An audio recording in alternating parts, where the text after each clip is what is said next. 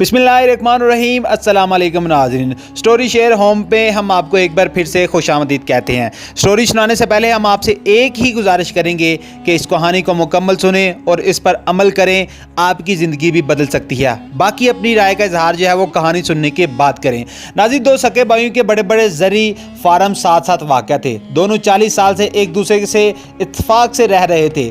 अगर किसी को अपने खेतों के लिए किसी मशीनरी या काम की ज़्यादा की वजह से ज़री मजदूरों की ज़रूरत पड़ती तो वो बगैर पूछे बिला झिझक एक दूसरे के वसाइल इस्तेमाल करते। लेकिन एक दिन खुदा का करना यह हुआ कि उनमें से किसी बात पर इख्तलाफ हो गया और किसी मामूली सी बात से पैदा होने वाला ये इख्तलाफ ऐसा बढ़ा कि उनमें बोलचाल तक बंद हो गई। और चंद हफ्तों बाद एक सुबह ऐसी भी आ गई कि वो एक दूसरे के सामने खड़े गाली गलौज पर उतर आए और फिर छोटे भाई ने गुस्से में आकर क्रेन निकाली और शाम तक उसने दोनों घरों के दरमियान एक नहर लंबी गाड़ी जो है वो खोद कर उसमें दरिया का पानी छोड़ दिया।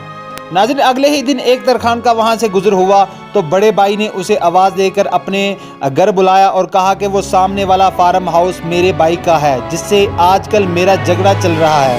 उसने कल बुलडोज़र से मेरे और अपने घर के दरमियान जाने वाले रास्ते पर एक गहरी खाड़ी जो है बनाकर उसमें पानी छोड़ दिया है। मैं चाहता हूं कि मेरा और उसके फार्म हाउस के दरमियान तुम 8 फुट ऊंची बाड़ लगा दो, क्योंकि मैं उसका घर तो दूर की बात है उसकी शक्ल भी नहीं देखना चाहता। और देखो, मुझे ये काम जल्द अज जल्द मुकम्मल करके दो जिसकी मैं तुम्हें मुंह मांगी उजरत दूंगा। तरखान ने सर हिलाते हुए कहा कि मुझे पहले आप वो जगह दिखाएं जहां से मैंने बाड़ को शुरू करना है, ताकि हम पैमाइश के मुताबिक साथ वाले कब्जे से कस्बे से ज़रूरत के मुताबिक मतलूबा सामान ला सके।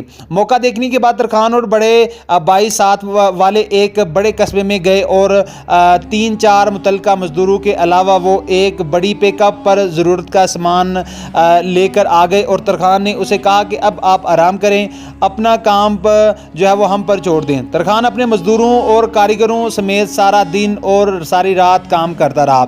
सुबह जब बड़े भाई की आंख खुली तो ये देखकर उसका मुंह लटक गया कि वहाँ 8 फुट तो कुछ 1 इंच ऊंची बाड़ नाम की भी कोई चीज़ नहीं थी। वो करीब पहुंचा तो ये देखकर उसकी आंखें फटी की फटी रह गई कि वहाँ एक बेहतरीन पुल बना हुआ था जहाँ उसके छोटे भाई ने गहरी खाई खोदी थी।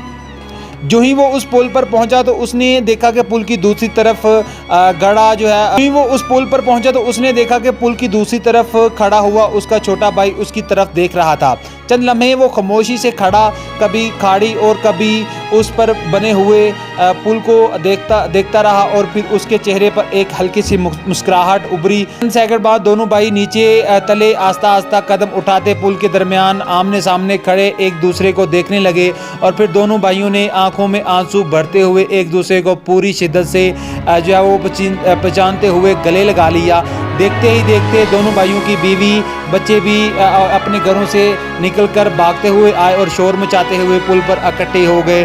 दूर खड़ा वो तरखान ये मनाजर देख कर मुस्कुरा रहा था। बड़े भाई की नज़रें जो ही उस तरखान की तरफ उठी और जो अपने औजार और पकड़ जाने की तैयारी कर रहा था तो वो भागकर उसके पास पहुंचा और कहा कि वो कुछ दिन हमारे पास ठहर जाए। लेकिन तरखान ये कहकर चल दिया कि उसे अभी और बहुत से पुल बनाने हैं। सो बराए मेहरबानी कोशिश करें कि लोगों के दरमियान पुल बनाएं, दीवारें ना बनाएं। इस पैगाम को जो है वो आप दूसरों तक भी ज़रूर शेयर करें। अगर किसी का झगड़ा होता है तो उनके दरमियान सुलह करवाएं। अगर वो आपको उसका जो है वो मनफी सोच ही रखते हैं या कुछ ऐसा रखते हैं तो आप कोशिश करें कि आप उनकी जो है वो सुलह करवाएं। आप ऐसा काम करें कि उनकी आपस में सुलह हो सके, ना कि आग को जो है वो और उस पर तेल फेंका जाए, बल्कि ऐसा काम करेंगे दोनों की सुलह हो सके। मुझे उम्मीद है आपको ये वीडियो ज़रूर पसंद आई होगी। अगर आपको वीडियो पसंद आई है तो चैनल को सब्सक्राइब करके बेल के बटन को ऑन करें ताकि आपको आने वाली ऐसी मज़ीद वीडियो टाइम पर मिल सके।